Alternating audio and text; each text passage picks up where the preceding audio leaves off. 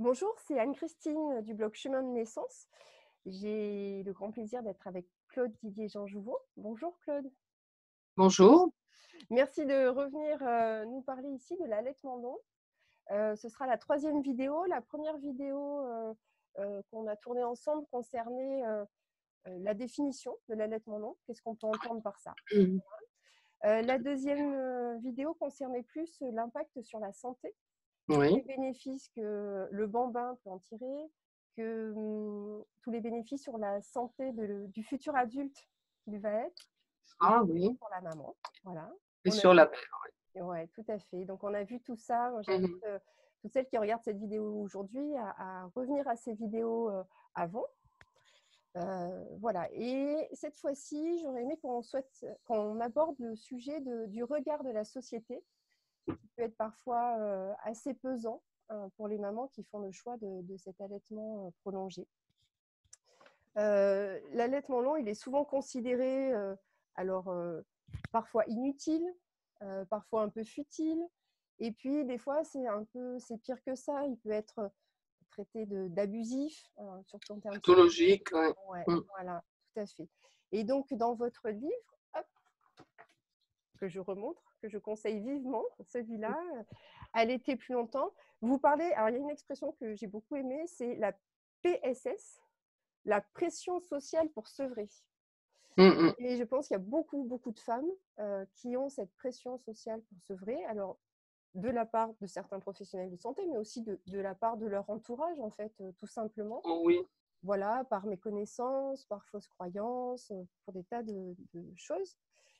Et, et donc voilà, il y a cette pression sociale, en particulier parce qu'on a, je pense, sexualisé le sein. Voilà. Et je voulais que vous nous en parliez un petit peu plus. Alors c'est une des raisons, hein. Je ne Oui, suis pas sûre que ce soit la principale parce que dans ce cas-là, ça ne concerne pas seulement l'allaitement long, ça concerne l'allaitement tout court. oui, tout Et à fait. c'est vrai que dans notre société, le sein est vu beaucoup comme effectivement un attribut sexuel, un un objet qui, sert dans les relations sexuelles, un jouet pour le père, pour le partenaire, et pas pour sa fonction primaire qui est quand même effectivement de nourrir les bébés. C'est pas toujours le cas, c'est pas le cas dans toutes les sociétés. Il y a des sociétés où les seins n'ont absolument aucun rôle sexuel. Ça va peut-être être d'autres parties du corps qui vont l'avoir, mais en tous les cas pas les seins. Mais chez nous, en Occident, c'est vrai que ça l'est beaucoup avec tout le côté, en plus, qu'il faut que les seins soient, d'une certaine forme, d'une certaine tenue, d'une certaine grosseur. Bon, on va les faire grossir si on les trouve trop petits ou on va effectivement des fois les diminuer si on les trouve trop gros. Enfin, il y a vraiment une pression aussi sur l'apparence des seins qui peut être aussi là, du coup lié aussi à l'allaitement puisqu'on peut avoir peur que l'allaitement, surtout quand il se prolonge, abîme aussi les seins, les fasse tomber, etc. Ce qui, d'après les études qu'on a sur le sujet, n'est pas vraiment le cas. Mais bon, ça fait partie beaucoup des peurs par rapport à ça. Et par rapport à ça, c'est vrai qu'il y a aussi cette idée que, comment dire, je ne vais pas nier du tout le rôle des seins dans la sexualité, hein, mais on a souvent l'impression que c'est incompatible, enfin qu'il ne peut pas y avoir les deux en même temps. Et je renvoie pour ça aux célèbres citations de Monsieur Marcel Ruffo, hein, pour lequel effectivement, à partir d'un certain moment, bon ben, il faut que on dise à l'enfant, bon ben voilà, toi tu as tes petites voitures pour jouer, les seins c'est pour papa et maman, et surtout papa d'ailleurs, et on arrête l'allaitement, on arrête cette histoire. Ouais. Ça veut dire que l'allaitement en public est alors déjà difficile pour pas mal de femmes quand c'est un nourrisson. Mais en fait, il devient de plus en plus compliqué au fur et à mesure de l'avancée dans l'âge de l'enfant. Oui, alors j'ai mon idée sur l'allaitement en public. Je pense qu'effectivement, l'allaitement d'un petit, d'un bébé de quelques mois ou plus, ça pose pas tant de problèmes que ça en fait. Alors c'est vrai que de temps en temps, on entend des histoires sur une femme à qui on a demandé de sortir d'un restaurant, d'un magasin ou je ne sais quoi, parce qu'elle allaitait, y compris un bébé. Mais je pense que c'est quand même pas des cas très très fréquents, hein. Les femmes que je rencontre dans mes activités d'animatrice de lait shelling, en général, elles n'ont pas de problème en fait à allaiter en public. Enfin, en public. On ne devrait pas dire en public. Oui, Allaiter partout, quoi. partout à l'extérieur, disons, mais bon, elles ne sont pas en public, elles ne se mettent pas en Oui. public pour ça. C'est vrai que c'est un terme qui, Euh, du coup, trouble un peu. Ouais. Elles ont plus de problèmes finalement avec l'entourage proche qu'avec des inconnus dans la rue ou au restaurant ou tout ça. C'est assez rare finalement hein, qu'il y ait des problèmes avec ça. Là, vous parlez de petits, enfin De de petits, nourrissons. oui, oui. Ouais. Mais dans ce cas-là, je veux dire, quand il y a des problèmes éventuellement avec un plus grand, c'est pas l'allaitement en soi qui pose problème à la personne qui fait une remarque ou tout ça. C'est parce qu'effectivement, elle trouve que l'allaitement à cet âge-là, ça devrait plus être fait. C'est-à-dire, c'est pas parce qu'elle allait en public, voilà. Ouais, C'est okay. ça que je veux dire. Alors, ça veut dire que déjà, dans la tête de la personne qui fait la réflexion, on est sur un lien un peu abusif? Oui, enfin, elle est choquée par ce qu'elle voit. Elle est choquée parce que pour elle, elle n'imaginait même peut-être pas. Hein, souvent, personne ne remarque même pas que l'enfant est en train de téter parce que c'est tellement hors de leur idée. Voilà. Et si elles s'en aperçoivent, effectivement, elles vont éventuellement être choquées parce que pour elles, c'est inimaginable qu'un enfant de 1 an et demi, 2 ans, plus, soit encore allaité. Et c'est inimaginable, pourquoi en fait? Alors, parce que c'est pas la norme chez nous, mais qu'est-ce qui Oui, se met derrière en fait? Est-ce que ça veut dire que l'enfant il va pas être autonome? Est-ce que oui, là, oui, oui, il y a ces histoires de fusion entre la mère et l'enfant. Il y a l'histoire que la mère est esclave de l'enfant. Ou que l'enfant, lui, est esclave du désir de la mère de l'allaiter encore à cet âge-là. Enfin, tout et son contraire qui se mêlent là-dedans, oui. Oui. ok. Dans l'esclavage de l'allaitement Oui, on peut entendre souvent en fait, hein, et en particulier tout quand à ça se fait. prolonge, il y a ce côté mais t'as pas de vie de femme en fait. Tu n'as pas de vie de femme entre parenthèses épanouie forcément. Oui, ou t'as pas de vie de tout court, quoi. Ou tout court, voilà, Oui, et oui, comme si on ne pouvait pas être mère allaitante et oui. femme en même temps. Oui. Ben, je pense que, comment dire, souvent les personnes imaginent un allaitement d'un grand, entre guillemets, comme la même chose que la prolongation de l'allaitement d'un bébé, déjà. Oui.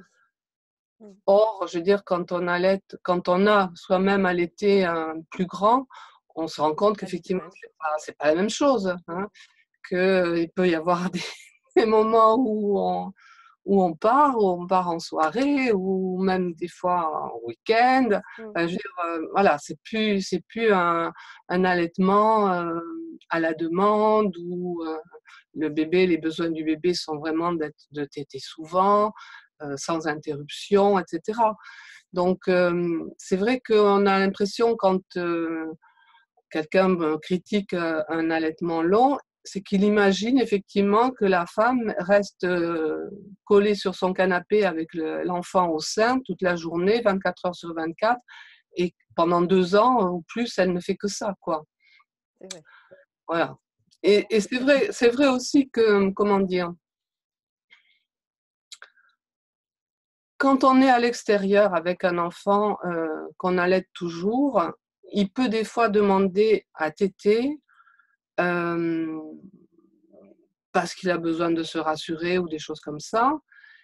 Et ça peut du coup donner cette impression à l'extérieur, que l'enfant réclame à téter, que la mère lui donne, que voilà, qu'elle peut plus rien faire d'autre, quoi.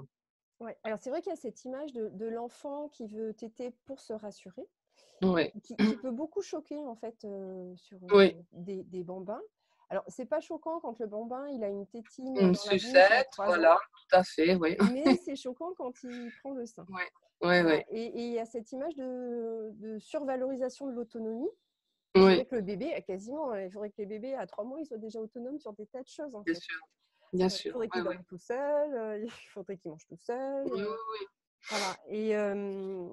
Et du coup, est-ce que vous pourriez nous parler quand même des bénéfices de cet allaitement lent sur la sécurité affective?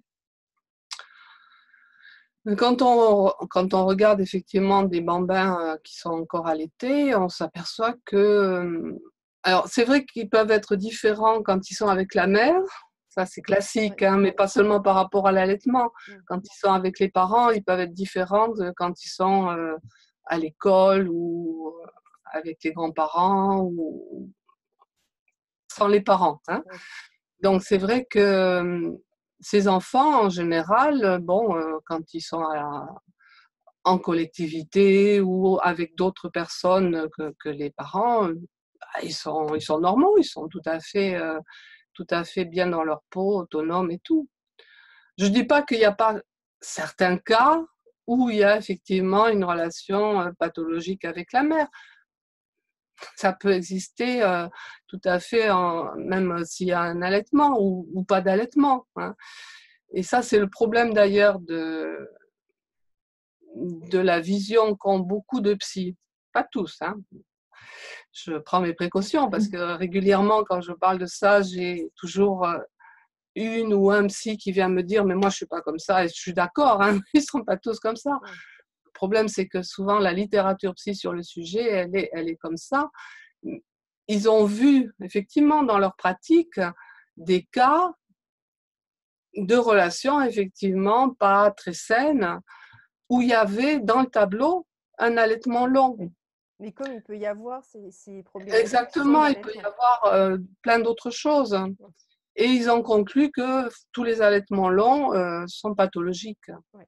Ok, il y a C'est beaucoup cette image quand même. un gros problème par rapport à Ouais. ça. Déjà, en général, quand on va voir un psy, c'est qu'il y a quelque chose qui cloche, hein, Mm. sinon on ne va pas. Et Ouais, donc, du coup, ouais. tous les allaitements longs qui ne posent aucun problème et tout, ben, ils ne les voient pas, ceux-là, par Ouais. définition. Ok. Alors finalement, Claude, comment on fait pour résister à cette pression sociale pour sevrer? Pas facile, hein. Ouais, ouais, ouais. Bon, déjà, savoir que c'est pas anormal, Oui.